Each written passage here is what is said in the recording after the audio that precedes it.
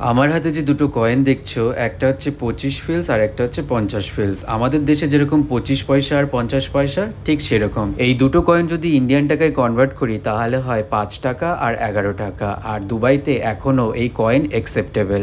তো চলো দেখা যাক এই দুটো কয়েন দিয়ে আমি সুপার মার্কেট থেকে কি কি জিনিস কিনতে পারি। সবার প্রথমে সবজি আর ফলের সেকশনে গিয়ে দেখলাম আর খুঁজে পেলাম এই কারি পাতার প্যাকেটটা, যেটার দাম ছিল মাত্র 0.51 ফিলস। তবে এখানে তুমি যদি একটা বা দুটো করে ফল কিনো, দাম কিন্তু ঠিক এরকমই পড়ে। যেমন দেখো, আমি এখানে 3টে টমেটো কিনেছি যেটার দাম মাত্র 0.61 ফিলস। তো এখানে কমে অনেক জিনিস পাওয়া যায়। এরপর এদিক ওদিক ঘুরে দেখার পরে খুঁজে পেলাম এখানে অনেকগুলো চিপসের প্যাকেট, যেগুলোর দাম ছিল মাত্র 0.50 ফিলস। ওমানের সেই ভাইরাল চিপস নাকি এত কম দামে বিক্রি হচ্ছে। তারপরে দেখলাম এখানে লেসের প্যাকেটও নাকি এত কম দামে বিক্রি হচ্ছে, তবে এটা এইখানকার ব্র্যান্ড, আমাদের ইন্ডিয়ান নয়। তারপরে খুঁজে পেলাম এই জলের বোতল আর গ্লাসগুলো, যেগুলোর প্রাইস ছিল মাত্র 0.75 ফিলস। এই দামের মধ্যে আর অন্য কোনো জিনিস কিন্তু পাওয়া যায় না। পুরো সুপার মার্কেট ঘুরে দেখেছি, তবে আমি তাও বলবো দুবাই কিন্তু অন্যান্য দেশের তুলনায় অনেক সস্তা।